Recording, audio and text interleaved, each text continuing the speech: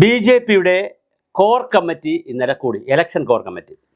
അവർ എല്ലാ പാർട്ടികളുടെയും CPM-ൻ്റെ ആണെങ്കിൽ സംസ്ഥാന സെക്രട്ടേറിയറ്റ് കൂടും, KPCC-യുടെ ആണെങ്കിൽ നിർവാഹക സമിതി കൂടും, അങ്ങനെ പലരും കൂടും, പ്രധാനപ്പെട്ട കമ്മിറ്റികൾ കൂടും. അങ്ങനെ BJPയുടെ കോർ കമ്മിറ്റി കൂടി അവർ വിലയിരുത്തൽ നടത്തിയിട്ടുണ്ട്. 5 മുതൽ 7 സീറ്റ് വരെ ലഭിക്കും എന്നാണ് അവരുടെ കൃത്യമായ വിലയിരുത്തൽ. അതിൽ തിരുവനന്തപുരം ജില്ലയിലെ നേമം, കഴക്കൂട്ടം, കാട്ടാക്കട എന്ത് ബേസിൽ അവർ പറയുന്നു അറിയുന്നില്ല, പക്ഷെ കാട്ടാക്കടയും അവർ പറയുന്നു, മഞ്ചേശ്വരം പറയുന്നു, പാലക്കാട് അവർ പറയുന്നുണ്ട്. കൂടാതെ തൃശ്ശൂരിലും തിരുവല്ലയിലും അട്ടിമറി സാധ്യതയുണ്ടെന്നും പറയുന്നു. തിരുവല്ലയിൽ പ്രധാനമന്ത്രിയൊക്കെ വന്നിരുന്നു, അനൂപ് ആൻ്റണിയാണ് മത്സരിക്കുന്നത്. അതും അദ്ദേഹവും ഈ മാത്യു ടി തോമസിൻ്റെ സഭക്കാരൻ തന്നെയാണ്. അങ്ങനെയൊക്കെയുള്ള ഒരു പിന്നെ മാത്യു ടി തോമസിന് അഴിമതിയാക്കി അവസാന ദിവസം ചില പ്രശ്നങ്ങളൊക്കെ വന്നു.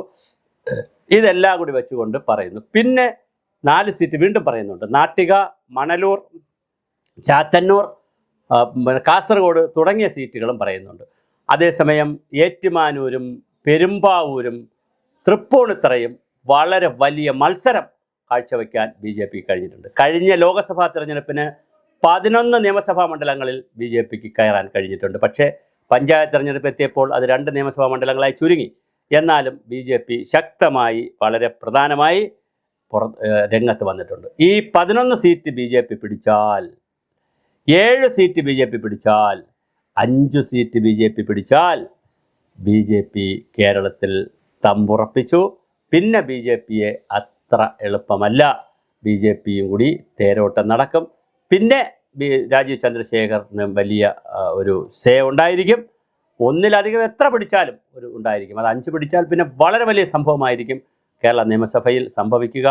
ഇനി 11 പിടിക്കുമെങ്കിൽ, അല്ലെങ്കിൽ 7 പിടിക്കുമെങ്കിൽ തൂക്ക് സഭ വരുമോ? 5 പിടിച്ചാലും തൂക്ക് സഭ വരാം. കാര്യം 65, 66, 67 റേഞ്ചിലൊക്കെ വരികയും, അല്ലെങ്കിൽ 68, 67 റേഞ്ചിലൊക്കെ മറ്റവർ വരികയും 5 സീറ്റ് അവർ പിടിക്കുകയും ചെയ്താൽ തീർച്ചയായിട്ടും പിന്നും മുന്നണിക്ക് 71 വേണമല്ലോ, മുന്നണിക്ക് പ്രശ്നമാകും. അപ്പോൾ അങ്ങനെ ഒരു തൂക്ക് സഭയിലേക്ക് പോകുമോ? അതോ UDFന് കിട്ടുന്ന അപ്പർ ഹാൻഡ് ഉണ്ട് എന്ന് പറയപ്പെടുന്ന അപ്പർ ഹാൻഡ് ഉണ്ടോ? അതോ LDFൻ്റെ 75-80 എന്ന് പറയുന്ന പിന്നെ വിജിലൻസ് റിപ്പോർട്ട് കറക്റ്റായി വരുമോ? 75 സീറ്റിൽ അധികാരത്തിൽ വരുമെന്ന് പറയുന്ന പോളിറ്റ് ബ്യൂറോയുടെ കണക്ക് ശരിയായി വരുമോ? ഇലക്ഷൻ രസകരമാണ്. പിന്നെ ഇലക്ഷൻ കഴിഞ്ഞ് പെട്ടിയിൽ ആളുകൾ വോട്ട് ചെയ്ത വിഷയങ്ങളെല്ലാം കൂടി പെട്ടിയിൽ കൊണ്ടുവച്ചിട്ട് വെളിയിലിരുന്ന് നമ്മളെല്ലാം കൂടി കരയുകയാണ്. ഇതിനകത്ത് എന്താണ് ഇരിക്കുന്നത്, ആരെയാണ് കിടത്തുന്നത്, ആരാണ് വാഴുന്നത്, ആരാണ് വീഴുന്നതെന്നറിയാതെ കേരളത്തിലെ പൊളിറ്റിക്കൽ ലീഡർമാരുടെയും പൊളിറ്റിക്കൽ പാർട്ടികളുടെയും സ്ഥാനവും മാനവും ഒക്കെ പോകുന്ന ഒരു വലിയ തെരഞ്ഞെടുപ്പാണ്. 100 സീറ്റ് പോയിട്ട് അധികാരത്തിൽ വന്നില്ലെങ്കിൽ VD സതീശൻ വനവാസത്തിന് പോകും. വളരെ വലിയ വിഷയമാണ്. വലിയ തോതിൽ തോറ്റുപോയാൽ പിണറായി വിജയൻ വനവാസ തുല്യമായ ജീവിതത്തിന് പോകും. പിന്നെ അദ്ദേഹം വിശ്രമ ജീവിതമായിരിക്കും. 0 സീറ്റിലേക്ക് പോയാൽ രാജീവ് ചന്ദ്രശേഖർ ചിലപ്പോൾ തിരിച്ചു പോകാനും സാധ്യതയുണ്ട്. അപ്പോൾ 3 പ്രധാനപ്പെട്ട നേതാക്കളുടെയും ജീവൻ മരണ പോരാട്ടമാണ് ഈ തെരഞ്ഞെടുപ്പ്. അതിൽ ആര് ജയിക്കും, ആര് വാഴും, ആരൊക്കെയാണ് നേടുന്നത്, ആരൊക്കെയാണ് വീഴുന്നതെന്ന് നമുക്കിപ്പോൾ പറയാൻ കഴിയില്ല. എല്ലാവരും അവരവരുടെ ആവേശത്തിനനുസരിച്ചുള്ള പിന്നെ മെരിറ്റിനനുസരിച്ചുള്ള വാദങ്ങളും പ്രതിവാദങ്ങളുമായി മുന്നോട്ട് വന്നിട്ടുണ്ട്. BJP മറ്റൊരു കാര്യം കൂടി ചെയ്തിട്ടുണ്ട്. കോർ കമ്മിറ്റിയിൽ ഒരാളും ജില്ലാ കമ്മിറ്റികളിലെ പ്രധാനപ്പെട്ട 2 പേരും അടങ്ങുന്ന 3 പേരെ വെച്ചുകൊണ്ട്, അതോ സംസ്ഥാന കമ്മിറ്റിയിലെ 3 പേരെ വെച്ചുകൊണ്ട് ഓരോ മണ്ഡലത്തിലും വിശദമായ കണക്കെടുപ്പ് നടത്താനുള്ള തീരുമാനമെടുത്തിട്ടുണ്ട്. അത് 1 മാസം നീണ്ടു നിൽക്കുന്ന കണക്കെടുപ്പാണ്. അത് ചിലപ്പോൾ ഈ മാസം അവസാനമൊക്കെ ആയിരിക്കും ആ കണക്ക് പുറത്തു വരുന്നത്. ഏപ്രിൽ മാസം 29-ാം തീയതിയിലെ അവസാനത്തെ ബംഗാളിലെയും തമിഴ്നാട്ടിലേക്ക് കൂടെ തിരഞ്ഞെടുപ്പ് കഴിയുമ്പോൾ എക്സിറ്റ് പോളുകൾ, കേരളത്തിലടക്കമുള്ള എക്സിറ്റ് പോളുകൾ പുറത്തു വരും.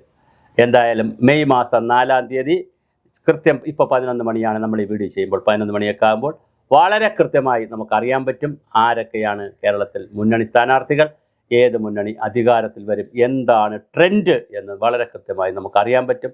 എന്തായാലും BJP അവരുടെ ചരിത്രത്തിലെ ഏറ്റവും വലിയ ഒരു തെരഞ്ഞെടുപ്പിലേക്കാണ് വന്നിരിക്കുന്നത്. തിരുവനന്തപുരം കോർപ്പറേഷൻ അടക്കം പിടിച്ചുകൊണ്ടുള്ള ഒരുപാട് ഹൈപ്പ് അവർക്ക് ഉണ്ടാക്കാൻ പറ്റിയ ഒരു തിരഞ്ഞെടുപ്പാണ്. ആ തെരഞ്ഞെടുപ്പിൽ ഞാൻ ഈ പറഞ്ഞ പോലെ നേമവും കഴക്കൂട്ടവും വട്ടിയൂർക്കാവ് അവർ പറഞ്ഞിട്ടില്ലെങ്കിലും വട്ടിയൂർക്കാവിൽ നല്ല മത്സരമുണ്ട്.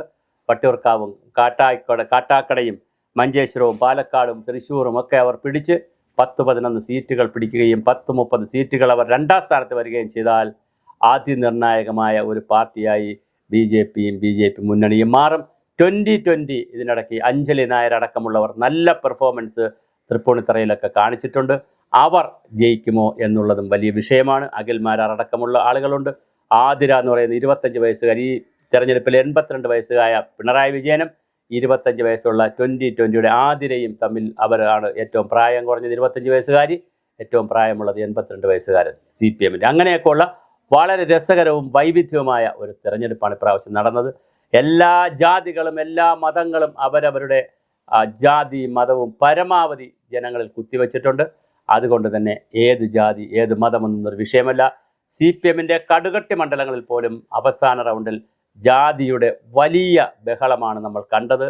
നായർ കാൻഡിഡേറ്റിന് വേണ്ടി നായന്മാരിറങ്ങുക, നാടാർ കാൻഡിഡേറ്റിന് വേണ്ടി നാടാർമാരിറങ്ങുക, ഈഴവ കാൻഡിഡേറ്റിന് വേണ്ടി ഈഴവരിറങ്ങുക, ക്രോസ് ആയിട്ട് ഇറങ്ങുക, എല്ലാം നമ്മൾ കണ്ടതാണ്. സഭകളിൽ നിന്ന് കോൺഗ്രസ് വോട്ട് ചെയ്യണമെന്ന് പറയുക, പിന്നെ SDP പോലുള്ള സംഘടനകൾ CPM വോട്ട് ചെയ്യണമെന്ന് പറയുക, ജമാഅത്ത് ഇസ്ലാമി കോൺഗ്രസ് വോട്ട് ചെയ്യണമെന്ന് പറയുക. അങ്ങനെ വളരെ വലിയ വൈവിധ്യമായ ഒരു തെരഞ്ഞെടുപ്പിൽ BJP 5 പിടിക്കുമോ 7 പിടിക്കുമോ 11 പിടിക്കുമോ അതോ ഒന്നും പിടിക്കില്ലയോ?